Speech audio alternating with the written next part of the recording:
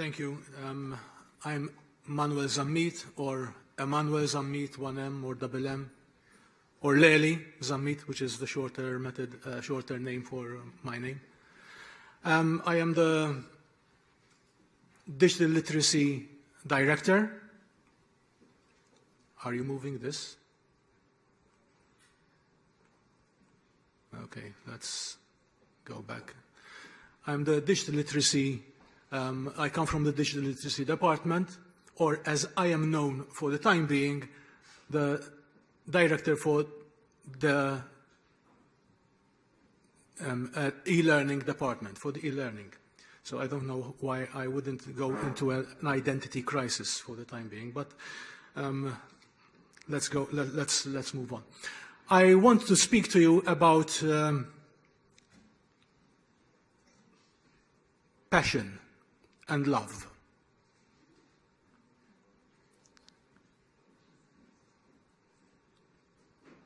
Not this kind of passion, okay, but I'll be talking about this kind of passion. A passion and love for our students, a passion and love for our profession as educators. There's a very good book by Ken Robinson. You may agree with his thoughts or not, but he talks about this passion that our students can bring into our classrooms. It's called the element. So it is about love of teaching, about the love of educating the whole person. And what matters to me is not the technology that has overcome and in some cases even overwhelmed our society, but what we as educators can do with this technology in order to reach further heights which are unreachable without the use of technology. So when we say that it is not the technology that drives pedagogy, but the other way around, it is exactly this that we mean. Look for the passion and love in teaching first, and understand that technology can help you reach further, achieve more. I remember two teachers actually, who taught me some almost 50 years ago, when I was in my first year in secondary school. They were great mathematicians, great mathematicians. One of them made me fall in love with mathematics. The other one made me hate mathematics. Both great mathematicians. But the first one was in love with teaching. The other one, unfortunately, was in love with the subject. And I still remember one of the names, Mr. Lofaro. And we didn't even have a nickname for this guy, Mr. Lofaro. Yes. So when we say that, I think I should move now.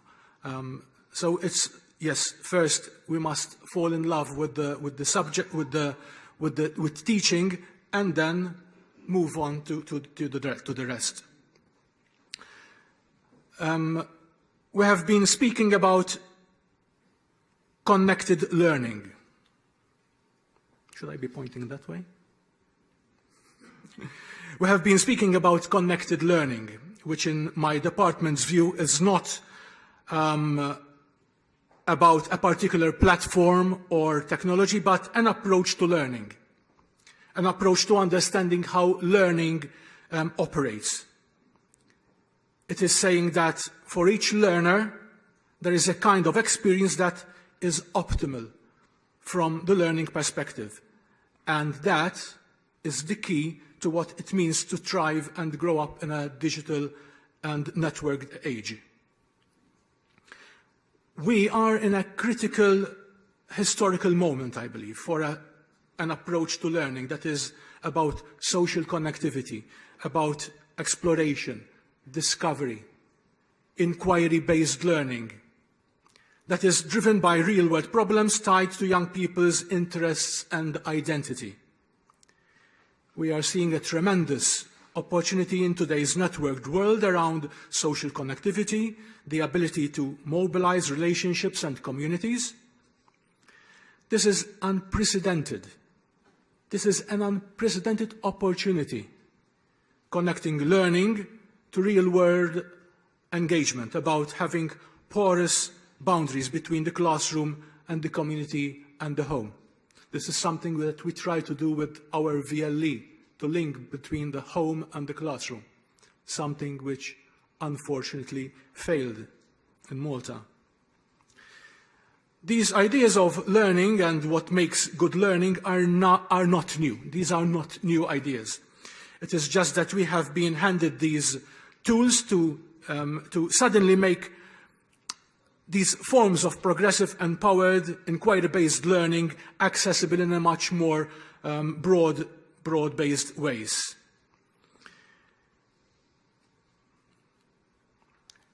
We are trying to help teachers understand that if they do not offer such opportunities to our children, we will see a gap widening between the rich and the poor families, the rich students and the well-off students, and the underprivileged.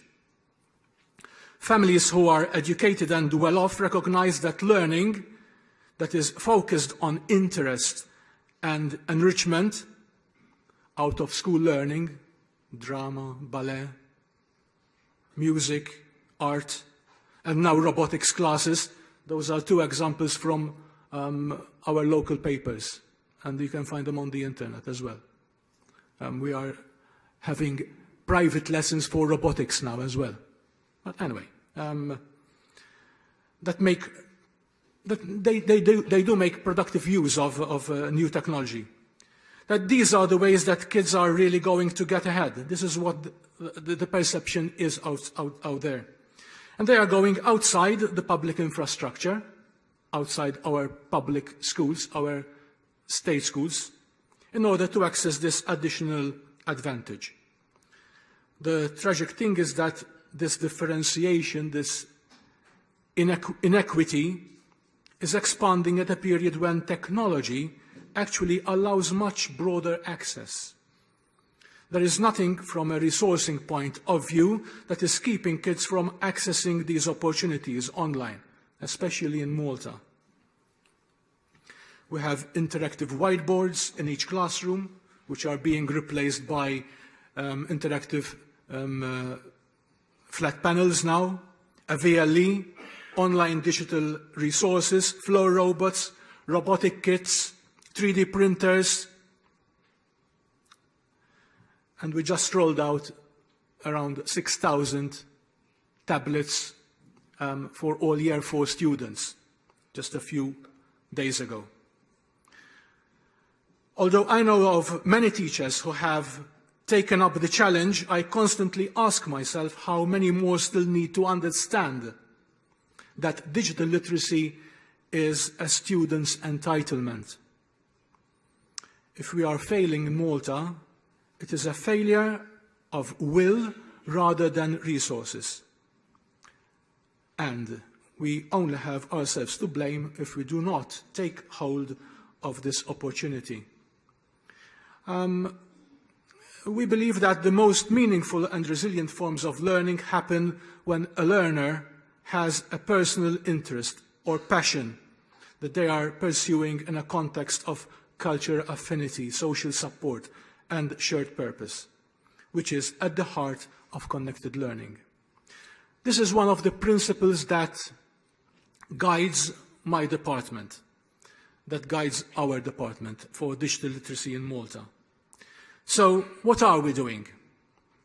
In 2015, we published a document to make our educators aware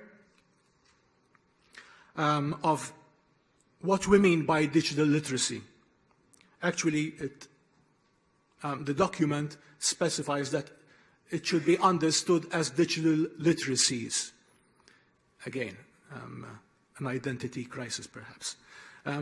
But the idea is to keep in line with the learning outcomes framework that describes digital literacy.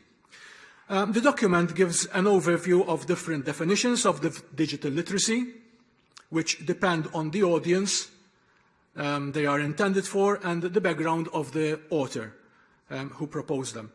While each of these definitions is valued and weaved into a comprehensive view of 21st century learner, the required fundamental competences emerge and are highlighted in this document. With this document in the background, we are focusing on pedagogy. Pedagogy is our main focus, and I've been telling parents that although we have rolled out numerous tablets, the tablets will not make any difference in our schools. It is the teacher in collaboration with the parents and together with the children who will make the difference. It is not the hardware that will make the difference. So, yes, we are focusing on difference. So, yes, we are focusing on pedagogy and placing great emphasis on the 7 C's. I don't know, I don't remember if it was on Monday or Tuesday, last Monday or Tuesday, when one of the speakers mentioned the 6 C's. I would have liked to add the 7th one, which we do in our case. It's collaboration, communication, creativity, critical thinking, digital citizenship, coding, and character education. The coding or computational thinking, which is slightly different, but we're looking at this area, was missing from the 6 C's that was mentioned on Monday or Tuesday. So yes, this document highlights our mission. This was published almost a year ago. It highlights a couple of ideas. Number one, to help educators,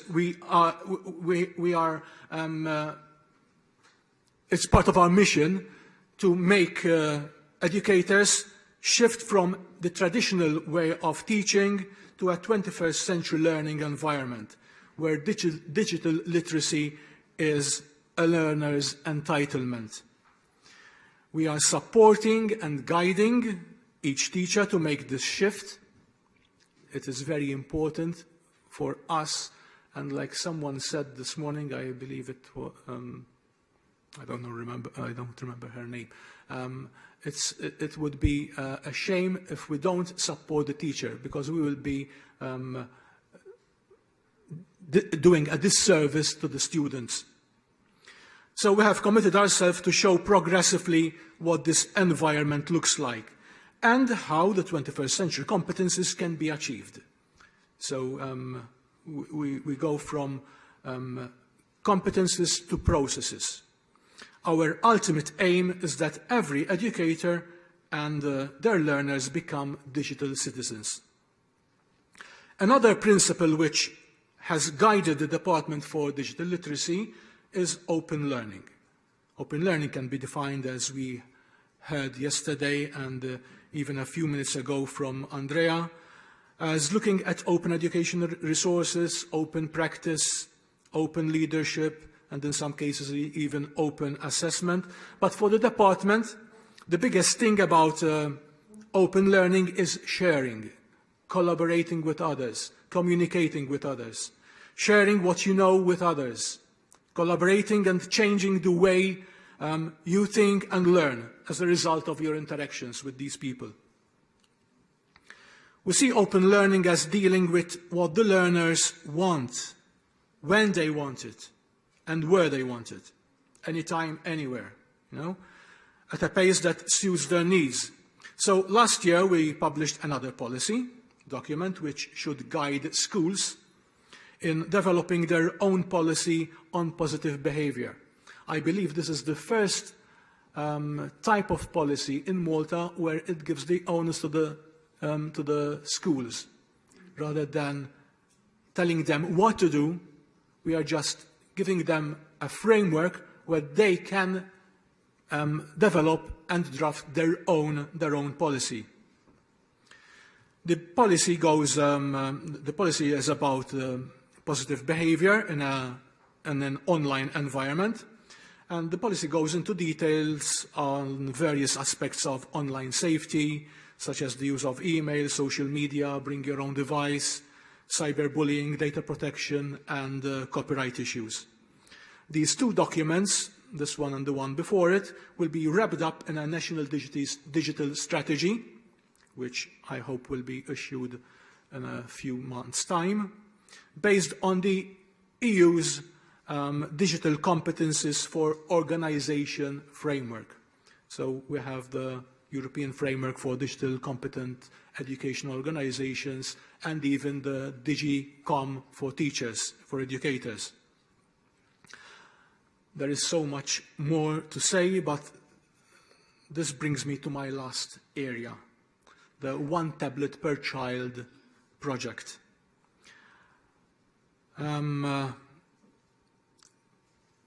Teachers were given the tablet during their second in-service training in September, while students were given their tablet later on in December and the first week of January.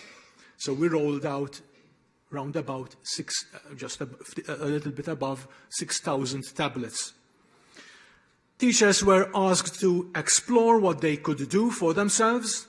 They were given the opportunity to talk about what they found in an online community. And as soon as the Memorandum of Understanding between the government and the Teachers' Union is signed, we will be organising a one-day seminar for all to meet face-to-face and share what they found, what was found. Teachers had the opportunity to try out some features that they had practiced during their in-service training. So we have a group of specialized teachers who are sort of helping out these teachers in the classroom. They drafted a number of tasks that the teachers could practice from the first time that they got the tablet to December. There were around about 10 weeks. So during this time, teachers were encouraged to make regular time to share ideas in school and in their college. My colleagues who are over there, 4 education officers, 2 assistant directors and myself, are making sure that no pressure to rush and hurry is exerted on the teacher. We know that when devices are brought into the classroom, there will be a lot of learning involved. For some, the incline might be a little bit steep. For others, we know of some teachers who already gave some homework on the tablets, even though we asked them to go slow, but you get all sorts. So we have been asking teachers not to feel that they have to use the tablet for everything and all things. Something that I really emphasized. The tablet is not to be used all the time. So the tablet is a great tool. We know it is a great tool, and there are a number of great ways to use it, but we are making sure that they do not use it for everything.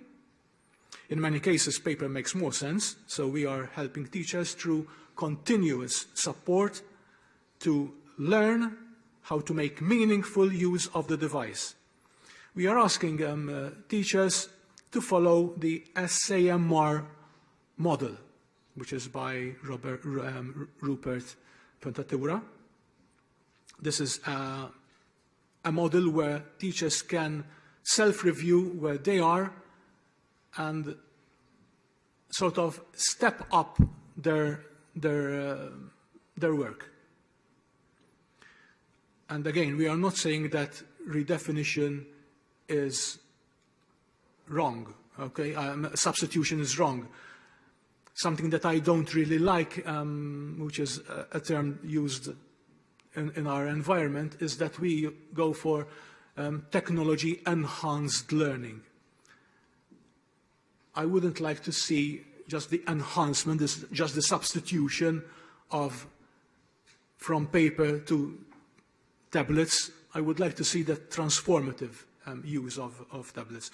So we are also helping teachers to even flip their classroom. Not every lesson, but just to try out this way of teaching as well. My two last points. So there's, quickly, yes. Learners will have a whole scholastic year to do the paradigm shift.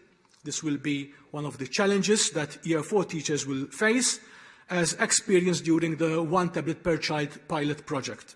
Most learners will have been used to devices as an entertainment tool. What the One Tablet per Child program will do is to force them to shift that paradigm from entertainment to productivity and to learning. They will also come to consider that devices, that the device is a learning and productivity device. We also had 35 meetings with parents in 2 months, in November and December. Unfortunately, although the number perhaps is quite good, we had only 48% of parents coming to our meetings. We had meetings in the mornings and in the evenings. But anyway, some schools wanted even to meet parents above these meetings. And the last slide. We know that we are going to make mistakes. Learners are going to make mistakes. Teachers are going to make mistakes. I am going to make mistakes. My department is going to make mistakes. So we have been asking all to be patient, all to be patient with each other. We must all be open to new information and open to new and good ideas from colleagues who may be further along the path than some of us. In some ways, I, as director, will have to model for the teacher what I want them to model for the students. I need not be an expert in all aspects of this program. I have been saying to teachers that it is very powerful if we can see ourselves as learners and we role model for learning. And thank you. Great, thank you. I will take one quick question to Emmanuel. If you want to see more, if you want to learn more about what we're doing, there's manuelzammit.wordpress.com, which has more information about what we're doing with the tablets and the education. I have one question here at the front. Yes. I hope it's I've got a microphone coming. Hang on 5 seconds. Got it. Okay. At the point you mentioned that the VLE didn't work out, that it failed, and I don't know if you meant it more on a primary, secondary school level, but in tertiary education it's quite a good tool. The only problem is that not all educators know how to use it properly. So what I'd like to stress more is maybe, I don't know what you meant by it failed. Okay, first of all, I would ask you back another question. Was the VLE used as a learning environment or just as a content repository? But that I wouldn't know. The university people have to answer that. For the primary and secondary schools, yes, for the primary, we had take-up of the VLE year by year. So it was progressing quite. For the secondary schools, very few people used it. The thing is, there are a series of reasons why they didn't use it. And I'm not going to go into some of them. But mainly is this. Perhaps our first mistake was that we did not ask what the teachers needed. And we just imposed on them a tool which perhaps they did not really need. So next time round, we'll try to correct this mistake. Great. Thanks very much, Emmanuel. Okay. Thank you.